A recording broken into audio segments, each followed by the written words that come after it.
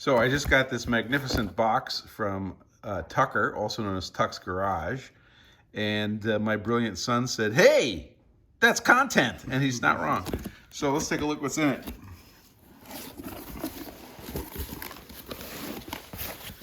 Foam. Tuck, how did you know? I use this stuff. Oh, there's more stuff.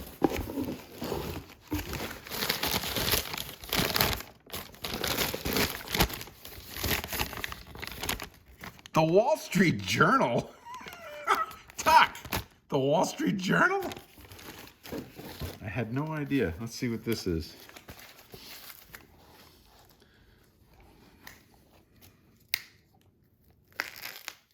You know, this really ought to be a Norseman. I'm just saying, this should be a Norseman.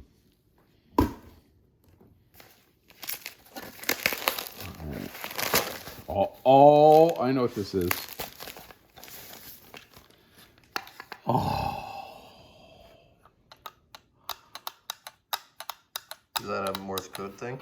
This is called an iambic paddle. Yes, this is for... Oh yeah, that's like you... This is for sending Morse code. Yeah. I think Tuck had a relative that was a ham, and we talked about this.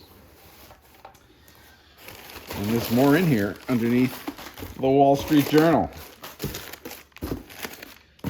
What's this?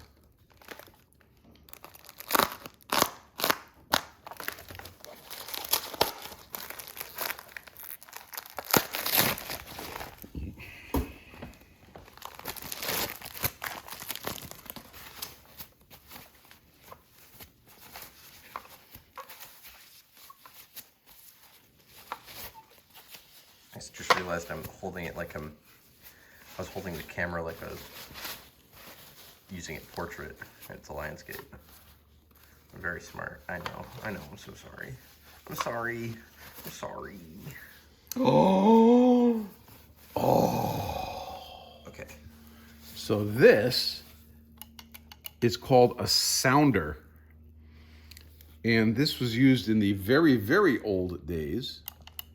And there's electromagnets in here, and they pull this contact in.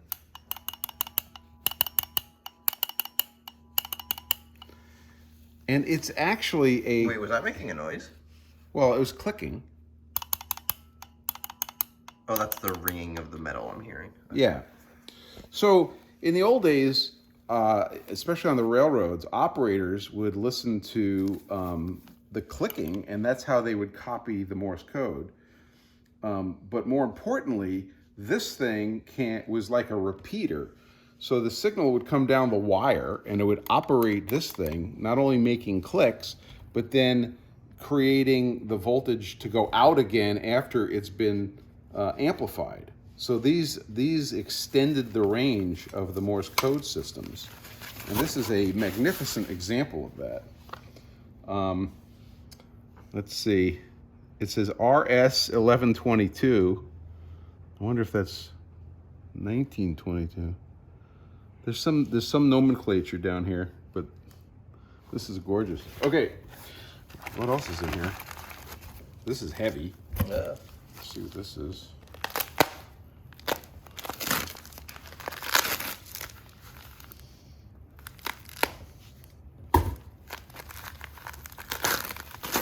Oh! I know what this is. You keep saying that. Oh, Tuck, you are awesome, dude. Okay, this is so cool. So this is a Vibroplex.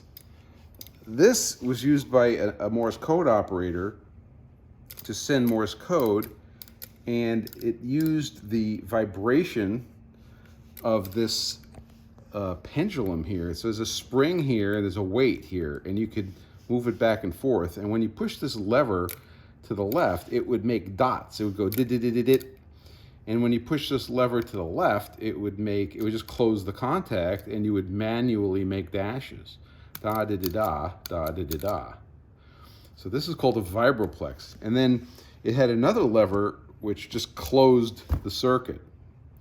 And again, in wireline operations, that's what you would do. You'd send, and then when you were done sending, you would just close the circuit, and then the other guy would send.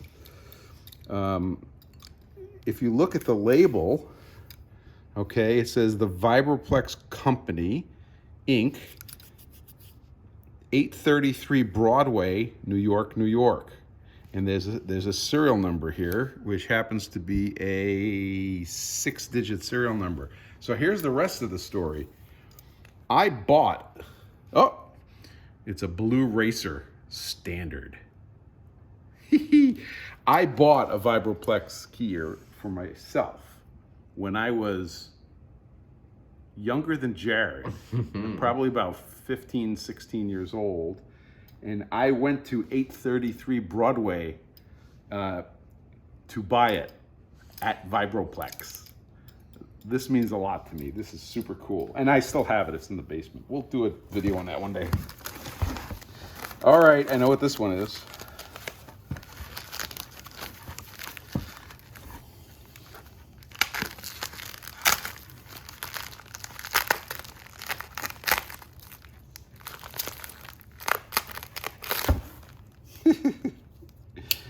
Oh, this is funny. This is a straight key, which needs a little love. It's hurting a little bit. Okay. It's an amateur radio station. Yeah, I'm going to read that in a second. But there's a metal plate of no particular What's the rating there? breeding. In Canada?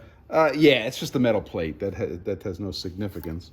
But this says, this is an amateur radio station. It is licensed by the Federal Communications Commission.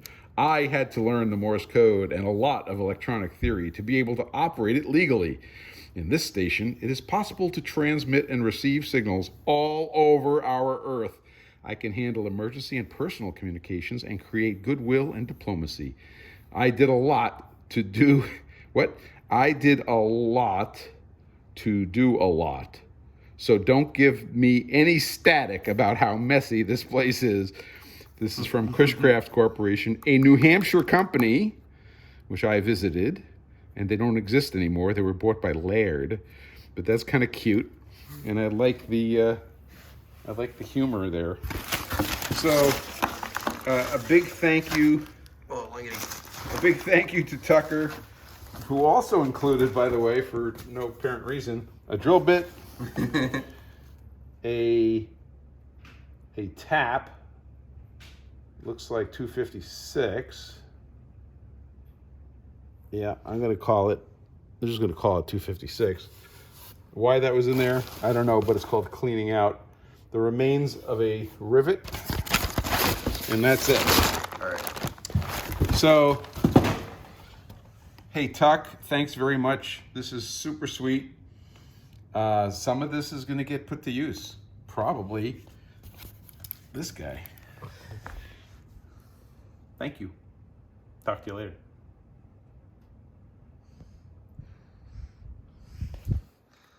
Oh!